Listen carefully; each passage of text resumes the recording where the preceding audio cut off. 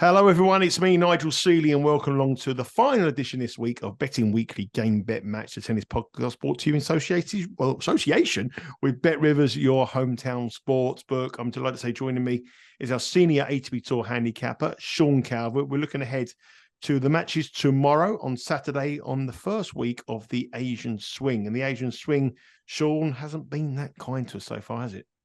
Not yet, but it could still be very good. We got. I was going to come on to that. I was going to come on to that. I didn't want to I was going to say that's the bad news, and then we got the good news. So that. Oh, okay. It wasn't all negative. It wasn't all negative, my friend. Yeah, it's not been great for underdog winners so far. There's only one today out of 7. Fortunately, it was the one we wanted, which was Nishioka, which was the one we talked about yesterday, the one I was about to mention just now. Which is kind of unusual for the Asian Swing. I know it's not. This tournament's not been played for 4 years, but there was tennis, in Seoul and that last year. Plenty of underdog winners. So it's been a bit of a strange season actually.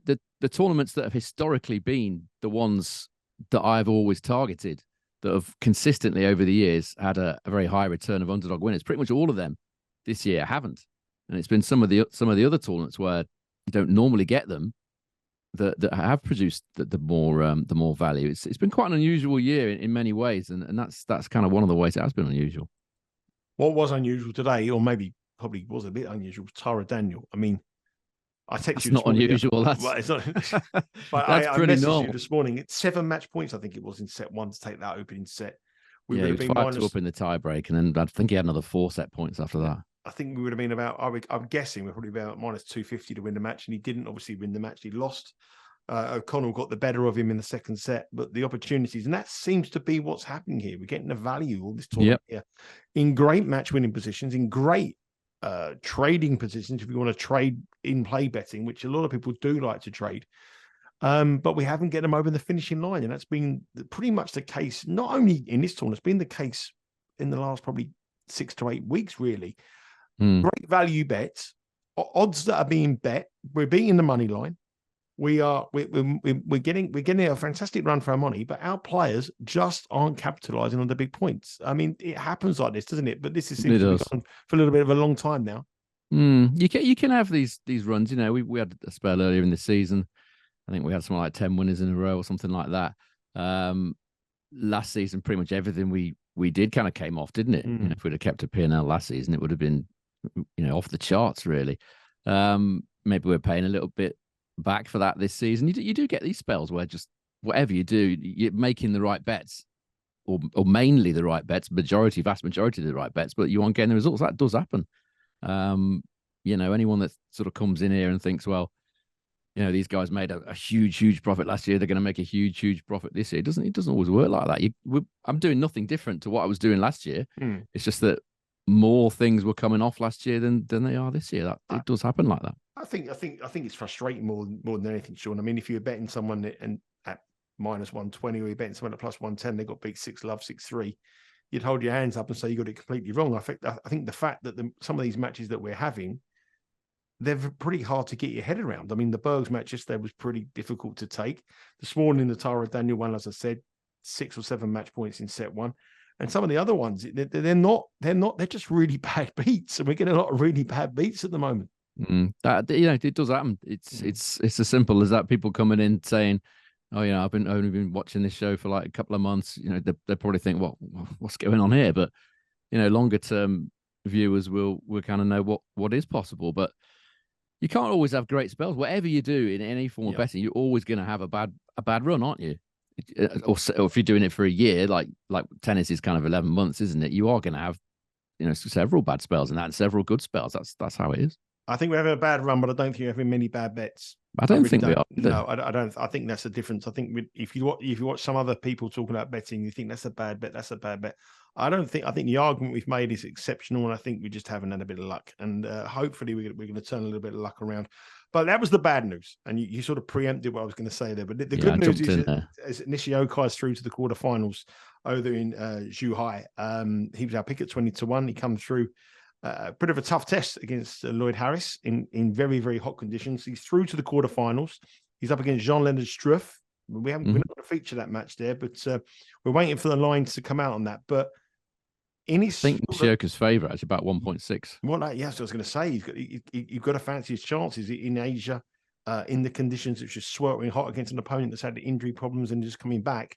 Very big guy as well. You wouldn't have thought that would be ideal conditions for him. The fast court would be helpful for Struff, but it was also helpful for Harris. And Nishioka just about managed to nullify the Harris serve. He did win about 20% more points on second serve, Nishioka, as I mentioned in the show yesterday, that Nishioka did previously against Harris. Harris was just able to just serve his way to victory on the previous occasion. He wasn't able to do that today, even in the very, very quick conditions. You got to fancy Nishioka to get to the semi-finals there. Well, let's hope he gets to the semi-finals. Let's hope he gets to the final, and let's hope he wins it. You won't know if we won't even be speaking about that until we come back next week on Tuesday. It's our final podcast of the week. As I said, it's the Asian swing, which means the days this week and for next month are very different. Tuesday, Thursday, and Friday until we revert back to Europe. We go back to the traditional Monday, Wednesday, and Thursday. So a little bit of change in the schedule there. Let's have a look at some matches. We're over in Chengdu, where the conditions are a lot cooler than what we find in Zhuhai. And the first match we're going to speak about is a very one-sided match, actually. Lorenzo Machete, the world ranked number 18. I think he's number 2 seed here, isn't he? I think he's number 2. Yes, I think he is, yeah. He's up against Filip Seculich. Now, I don't know anything about Seculich. Sean's going to tell me all about him. He's 325 in the world. I do know that. He's Australian, and he's 20 years of age. Just celebrated his 20th birthday at the start of this month. He's a heavy underdog. He was plus 850. Lorenzo Machete is 1430 on the money line. So if you're going to bet him on a single, you've got to have a lot of money, and you're going to have a lot of, in a tournament like this, you're going to have to be very brave. I wouldn't be touching that. On the handicap, it's a 5.5 start for the young Australian. He's minus 130 with a 5.5 start. Machete is the outsider at plus 102, and the total here is pitched at 19.5, with the over a slight favourite at minus 125. Filip Seculich, nothing about him. The floor is yours, Mr. Calvert. Tell me all about this young Australian. Okay, so he's found some good form this week, Seculich. This is his first ever main draw match this week. When he beat Borges in round 1, I watched all of that match.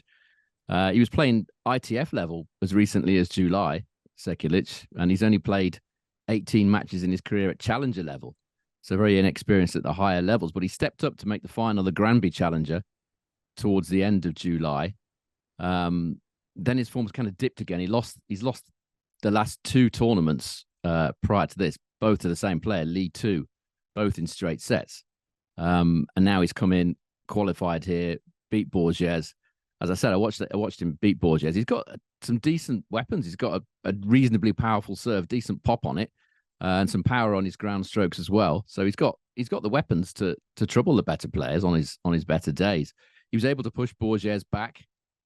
We know that Borges doesn't like facing the bigger servers. He's not got a huge serve, Seculich, but it's decent. It's reasonably powerful, and it was in his ground strokes combined with that serve were enough to push Borges back, and it forced a lot of errors out of Borges. And it's a very good performance from Seculich. If he plays that level again against Machete, it could be trickier than the odds suggest.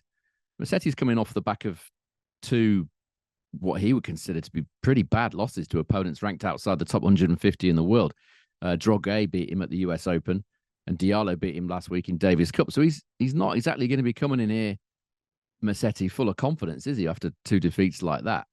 He's too young to have played the pre-COVID Asian swing, Machete, so he's not really proven in these conditions either.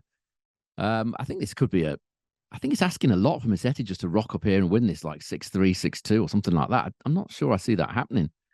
The bets that I'm the leans that I'm looking at here, over 20.5 games, looks pretty decent. That's plus money, plus 115 at Bet Rivers. Or this one looks pretty decent as well. Set 1 over 9.5 games. That's plus money as well, plus 107 with Bet Rivers. I can't imagine Machete has spent much of his life looking at Seculich play. I can imagine he's probably watched a video of him now, but he won't really know what to expect until he's on that court with him. So I think those 2 props are pretty interesting in that match. Also, for him, it's not much money. To the incentive, it's not a huge amount of money for him. He's got bigger fish to fry. He's had a long year. He's not going to make touring, so these are the kind of players towards the end of the season that you look at and think, well, what is the motivation for them? They've had a tough year. The clay court campaigns are eased down now.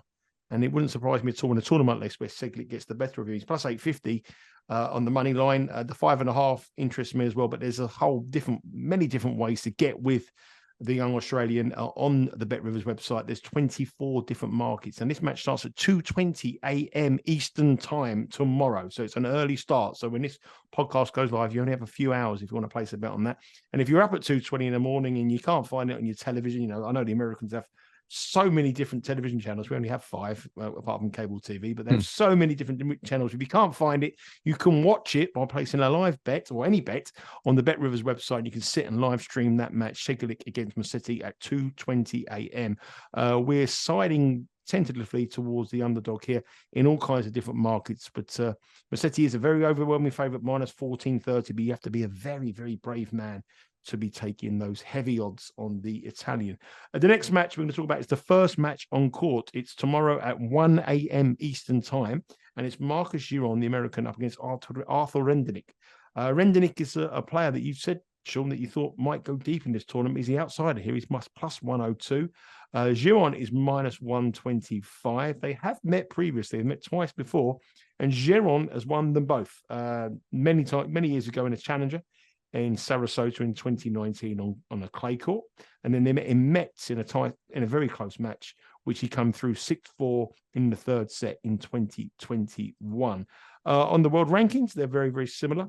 On the betting, they're very, very similar. Slight favourite for Giron. The handicap is a 1.5 star for Rinderknech. He's a heavy favourite though, minus 132, and the total is very high. Very high total.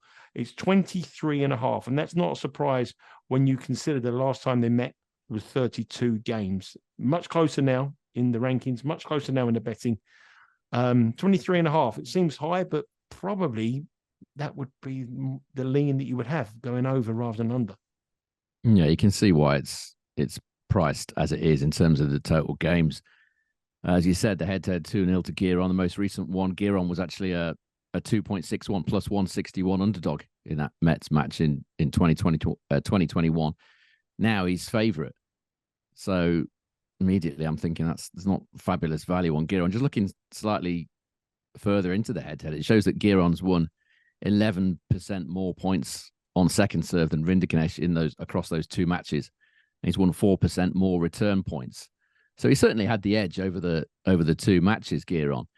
And Rinderknech has only broken Giron's serve 10% of the time in those two matches. So Giron's holding serve, getting on for 90% of the time, which kind of explains, and Rinderknech obviously a big serve as well. That kind of explains why it's over 23.5. But Giron's struggled this season. He really has just it's not kicked on for him this season at all. He hasn't been able to string wins together. He's only won back-to-back matches in 6 out of the 22 tournaments that he's played in 2023, Giron. So that kind of shows you how his consistency has kind of deserted him this year. But on the flip side of that, he should still have a little bit more energy left than some of the others in this tournament.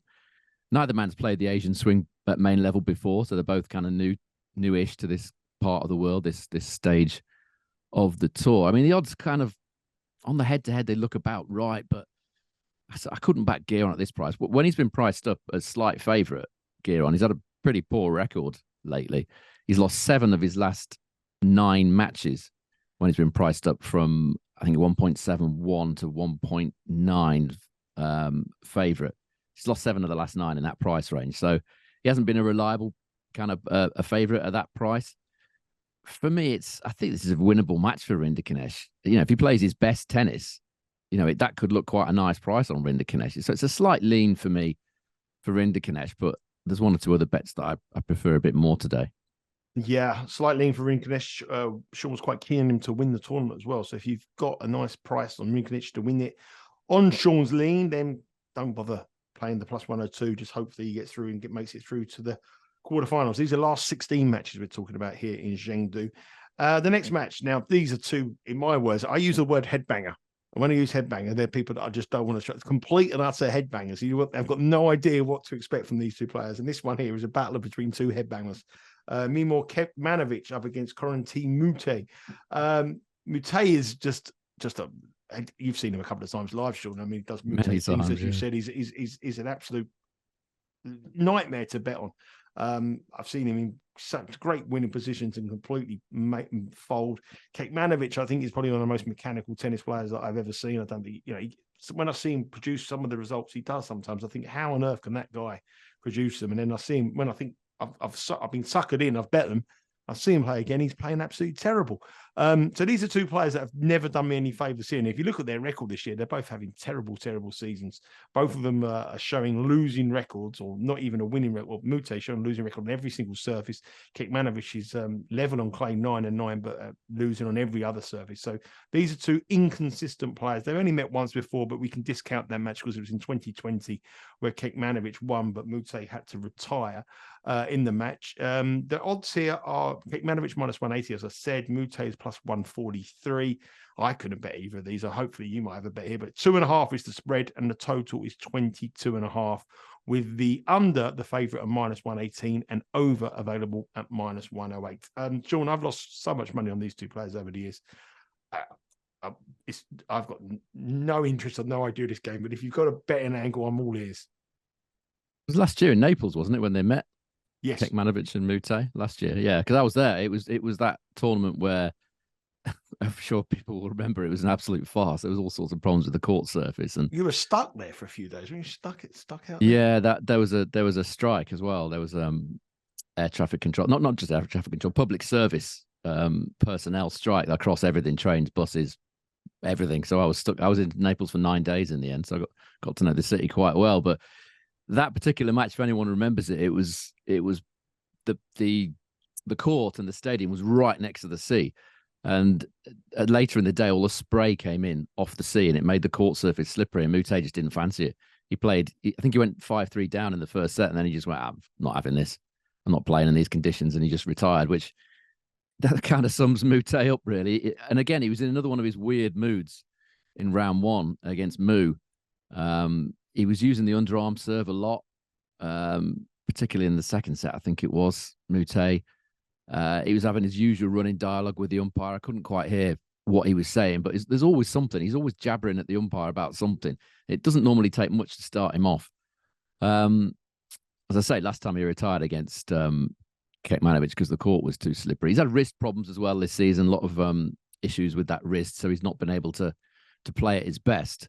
But Kecmanovic, can he be trusted at minus money? I'm not so sure. Let's have a look at the stats. In 2023 at main level, away from clay, as you said, it's actually Moute that leads the service points won and return points won totals narrowly by 97 to 96. And he also leads the service hold and break totals by 96 to 93. So, these are poor stats from Kecmanovic, former world #1 junior. He is a great ball striker, but it's just a mental thing for him, I think.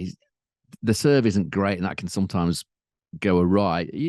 At his best, he's a great player to watch in terms of his ball striking, but the fragility of his mental side is what's always held him back and probably always will.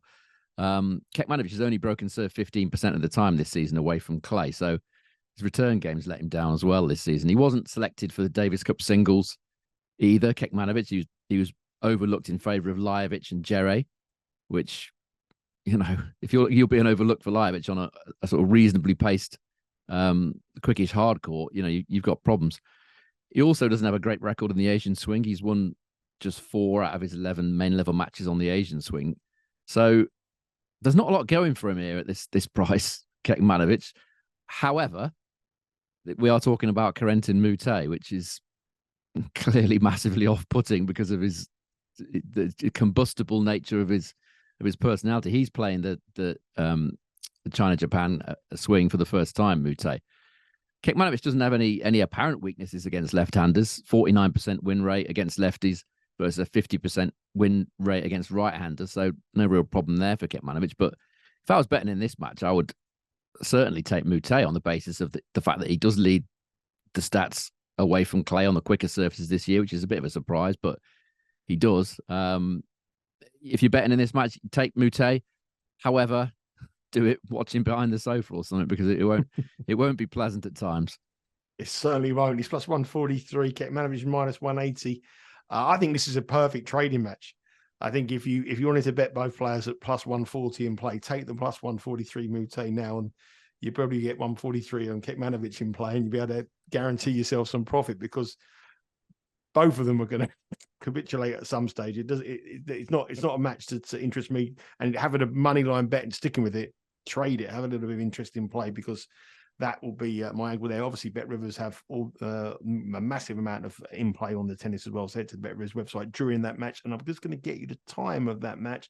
That match starts again at 2:20 a.m. So a very early start tomorrow morning, Saturday morning. This is coming to you live in the UK time, early evening on Friday, and we'll be live. We'll be out on the podcast around about Friday evening. So you only have a few hours to get on those three matches we mentioned there in Chengdu.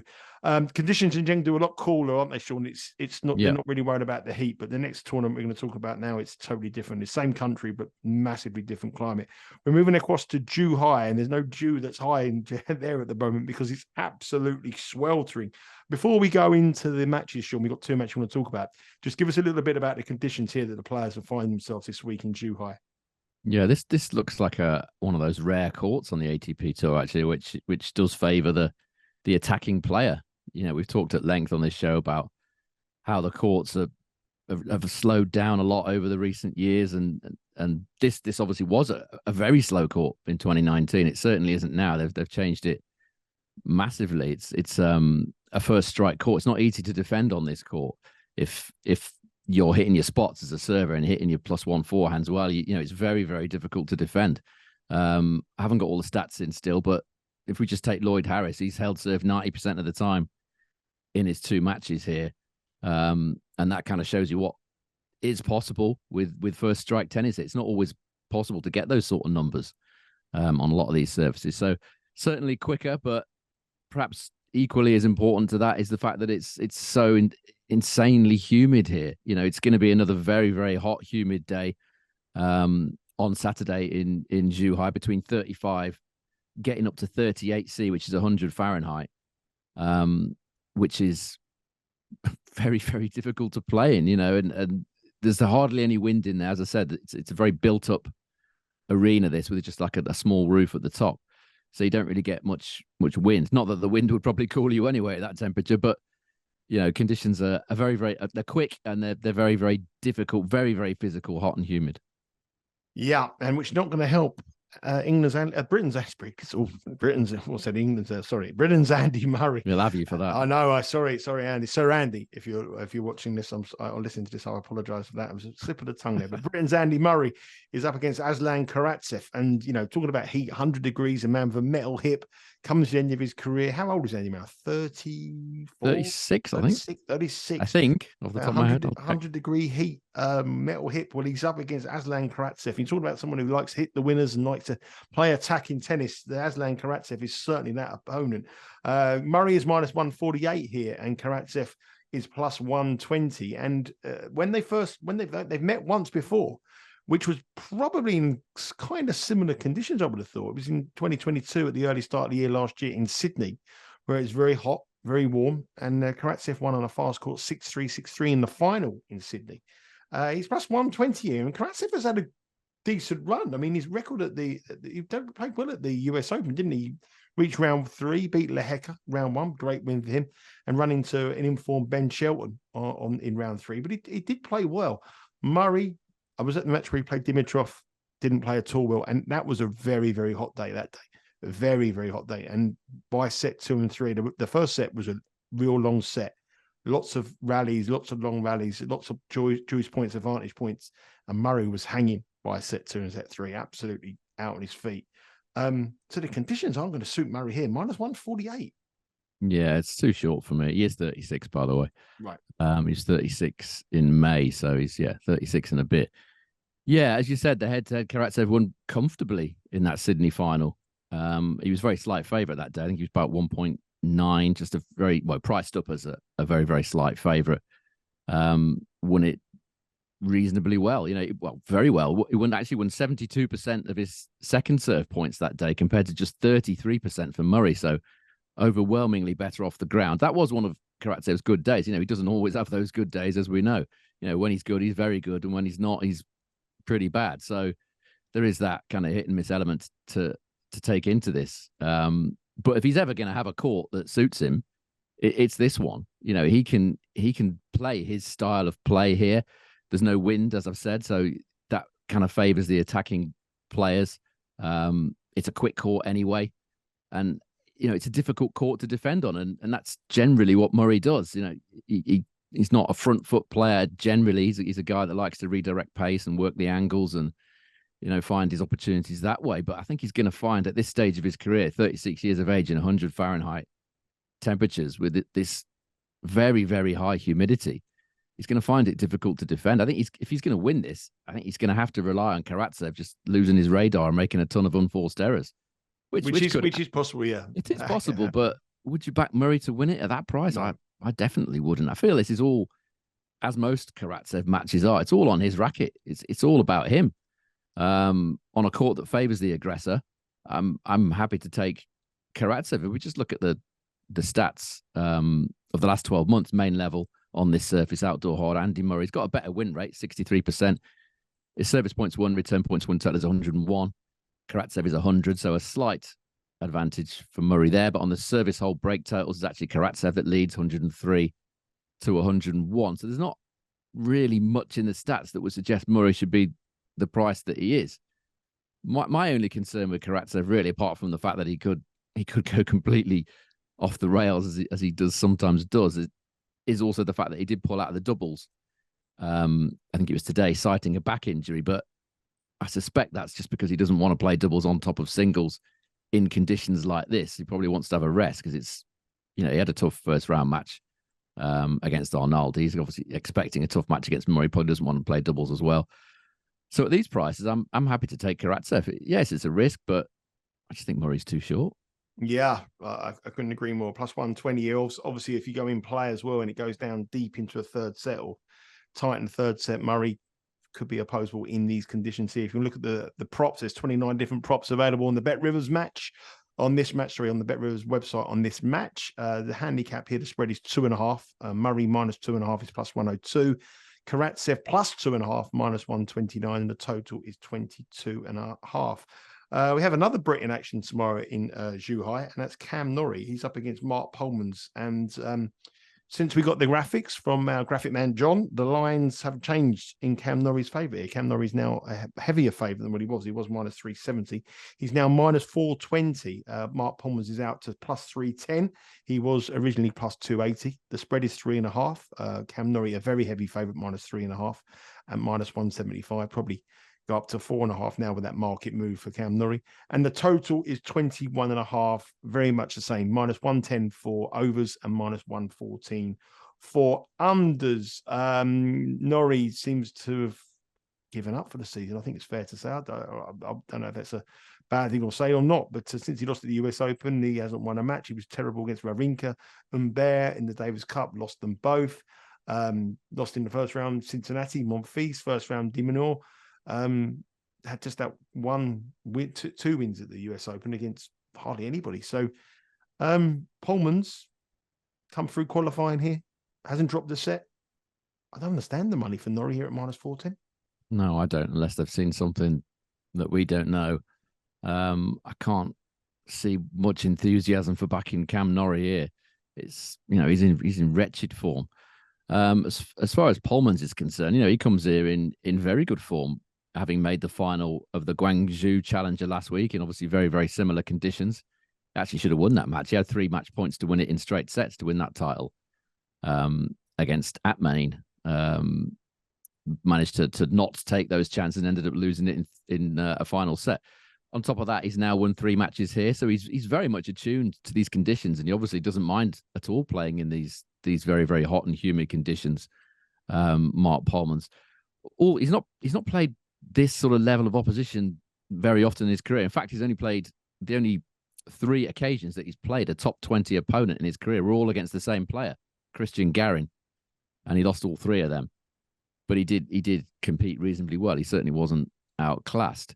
So happy with his form, and he will obviously be highly motivated because, you know, he doesn't get many chances at main level. I think this is his first time at main level since 2021. First time in 2 years he's played at this sort of level. So he's not just gonna be accepting defeat lightly here at all. You would think he would be highly motivated, arguably, perhaps more highly motivated than Cam Norrie. Norrie's coming in here having lost 7 of his last 9 matches. As you said, he was winless in the Davis Cup.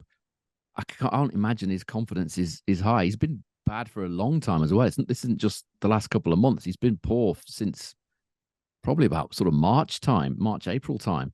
He played pretty well in February, didn't he? Won Rio, didn't he? Beat Alcaraz. He beat Alcaraz, yeah. Yeah, and since then, nothing's really gone his way. Something's gone wrong with him. Looking at his stats in the last 10 matches, Cam Norrie, 3-7, win-loss, and the service points won, return points won, total of 99. That's not really top 20 material. It's very similar, actually, stats to Polmans' last 10 main level matches. Exactly the same win rate, 3-7 Polmans, and a 98 total for Polmans. So on those raw stats, to the level that Cam Norrie's playing at the minute isn't barely any better than what Polmans is capable of at this level. Norrie's Asian swing form isn't convincing either. 6-6 win-loss in his career. And he's only ever won back-to-back matches once on this stage of the tour. Added to that, Norrie's not won any of his last 10 best-of-3 set matches in fewer than 23.5 games. So I think with the motivation factor of Polmans, I'm not convinced that Norrie will be highly motivated. Even if he is, he's not playing at a great level. So I expect him to be challenged here in some way. So I've taken the over 22.5 total games here. That's it was plus money plus 118 with Bet Rivers. It might have even gone out now if you're saying the lines have changed. The 22.5 is actually, I'm looking at 21.5. 21.5 is over at minus 110. 22.5, going to find it. Where are we going to find it? 22.5 now is available at plus 123. Okay, so it's even better. Yeah, happy to take that. It's a match that Cam Norrie on paper, on the basis of what he's achieved in his career, should win, but he's not playing at that level at the moment. As I said, I'm not entirely sure what the issue with him, whether he's been carrying a physical injury for a while or whether it's just another issue. I don't know, but he certainly isn't playing his best tennis or anything like his best tennis. So I'm happy to take a chance that Polmans can at least press him here. So over 22.5 for me there. Now that match starts at 7:30 a.m. Eastern time. So if you're not up nice and early, have your breakfast and hopefully watch a long match between Polman and Norrie and cash some tickets before the Premier League starts. And if you want to watch the Premier League action, you want to preview the Premier League action, you can do on our podcast, Betting Weekly Premier League, and also on our YouTube channel, the Betting Weekly Studios. Subscribe to that, and you'll get the podcast there and the live show on the Premier League. Before we move on, Sean, one thing I'm going to say, Andy Murray starts at 5 a.m. I never mentioned the start for the Andy Murray match, 5 a.m. Eastern time tomorrow. Before we move on, Sean, we have a couple of questions. We usually open it up. Anyone's got any questions, just put it at the bottom of the YouTube video, or if you send us a direct message on Twitter or send it to Because We Win on Twitter, I'm more than happy to read out any questions you have. We have a question from Andy's4910. Hello, Andy's 4910. It says, "Hi guys, really enjoy the show. Keep up the good work. My question is, what's been your highest odds outright win over the years? And is there a particular player who's always served you well when betting them? Also, who's your preference of the big three?" So 3 questions we have there, Sean. The first one is, what's your biggest winner? What's the biggest tip you've ever had, or the biggest winner you've had on the future market on a tennis event? I think you'll remember this as well as I do. It was when I had Marion Bartley at 680 to 1 to win Wimbledon back in, was it 2014? I know that year I backed. You had Flipkins. She was in the final, and I backed her 1,000. She was in the semis, wasn't she? Semi-final. I backed her 1,000. So we were head-to-head. I got Bartley at 680. I've had a few of them. I had Panetta as well to win the US Open at about 600 to 1. She was another. So, but both of those, obviously women's bets. As far as the men's are concerned, quite a few decent off the top of my head. I remember backing Isner to win Miami 100 to 1. So yeah, quite a few. Serendulu last season. Serendulu, yeah, he was a big one, 60 to 1. Yeah, so there's been a few. A team, there was another one, 80 to 1, Indian Wells a few years ago. So yeah, over the not this season, unfortunately, but over the years. Well, we're not over yet, Sean. Come on, we're not over yet. We had Rublev at 33s earlier, didn't we? But yeah, plenty of big price winners over the years. Jack Sock, another one to win the Paris Masters 2017, I think that was. That was about 80 to 1 as well. So yeah, I've had some quite pleasing ones over the years. My biggest winner on the futures was last year, Lorenzo Machete, when he won Hamburg. Yeah, I had to tell you he won. You were in Vegas, weren't you? I was in Vegas, yeah, and that was my biggest ever win. And I had a big win this year on the women's when I was in Miami. I bet Petra Kvitova. Oh, Kvitova, yeah, and she won. I think I bet her at 66 to 1. Maybe I think it's 66 to 1. But they were my two biggest ever wins. And Sean's obviously gone the monster one there, 680 to 1 or 661 Bartoli to win Wimbledon. You're not going to get much better than that. Over the years, who's the tennis players that have served you well? I got this message last night, actually, Sean. I'll have to think about this, but go on. Well, I've only pulled it on you literally just before the show, told you the question we had. But I actually keep records of all my bets over the years. And I had a spreadsheet and I could just look at it and see who the players that made me the most money. And when I was really betting tennis, which was I still bet tennis now, I bet what you do, but I'm nowhere near as much I used to bet tennis. The two players who've made me the most money, you got to remember, I'm from a generation like you, sort of end of the 90s, early 2000s. You got two players. Who do you think? You can have three guesses and see me at one player. Two players that made me the most money. I've done that. One of them, the geese are going to be utterly random, though, aren't they? Well, they're players around about the late 90s, early 2000s they were both sort of top 10, top 16 players, but they were capable of beating people anybody. At big prices. It could be absolutely anybody. Well, we've mentioned one on the show, Fernando Gonzalez. Oh, he was one of my favourite players to watch. He was my favourite player actually at that time. And the other player was Sebastian Grosjean. Oh yeah, little Seb Grosjean, yeah. Yeah, and he made me money by betting him and opposing him as well. Some of them you just can get a level on, can't you? You can just get a read on. Some of you can't get a read on. I'll have to think about which ones have served me best. As far as the outrights are concerned, I always used to like backing Victor Estrella Burgos in Quito at the really, really high altitude. He just kept winning the tournament, 33 to 1, 25 to 1. Every year, nobody fancied him. And pretty much every year he either won it or made the final. Off the top of my head, that's one I remember pretty well. I don't keep a record of the actual match bets as far as who they are. As soon as one match is over, that's gone out of my head completely. So I don't keep those sort of records like you do, to be honest. I know who we can put who's cost us the most money. Sebastian Korda, Tim Henman over the years cost me more. Hugo Humbert, Tim Henman over the years. Oh, Tim Henman's cost me so much money. I've told the guy ever backed Tim Henman, not even once. I've bet him and I've opposed him. I opposed him massively once against Courier, I think, in the Australian Open. And the French Open, he went 2 sets to love up. I think he beat him in the French Open. He reached the quarterfinals one year, and I've lost so much money. He got to the semis one year. Yeah, that was the year. I opposed him every round, thinking he's never going to win this game, never going to win this match. He got through the semi-finals. How he won it, I never know.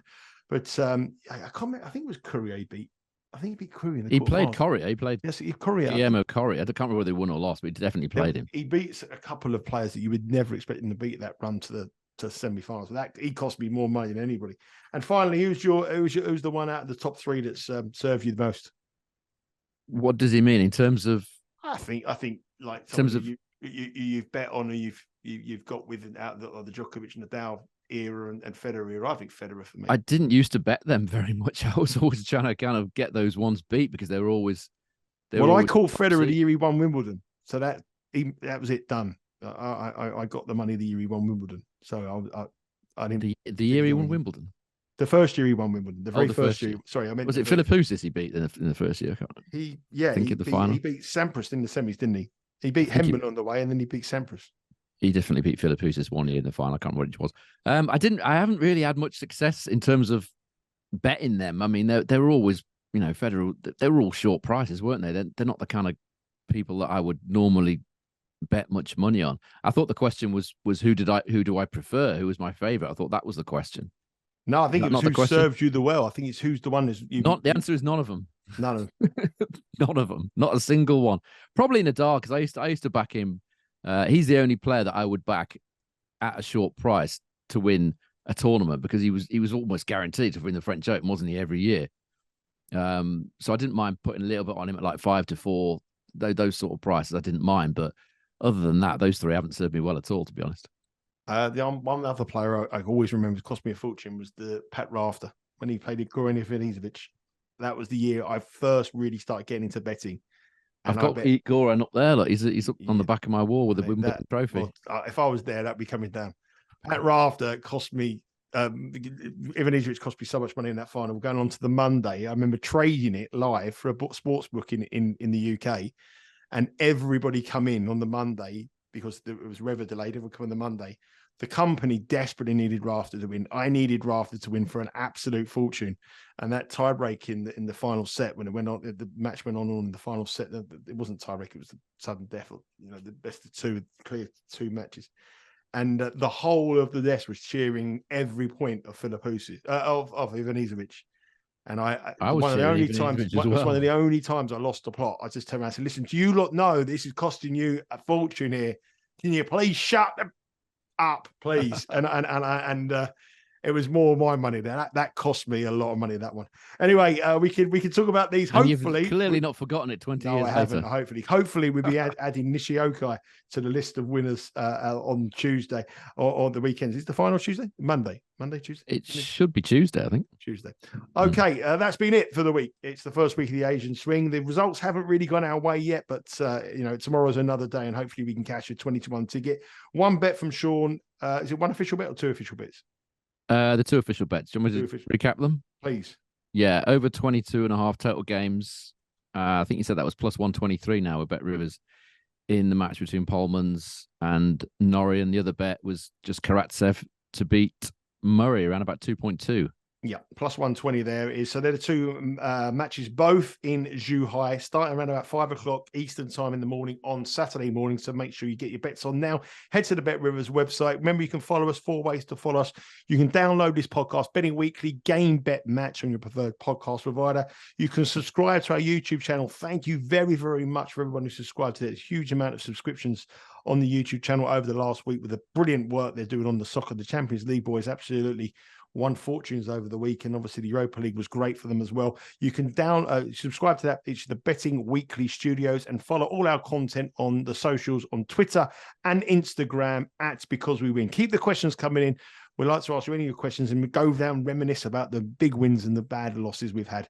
Have a great weekend, Sean. I'll catch you again on Tuesday. Good luck with Nishioka. Good luck tomorrow opposing the Brits. Alexander Karatsev and Mark Polmans, Cam Norrie. We want loads of games. Good luck. Take care.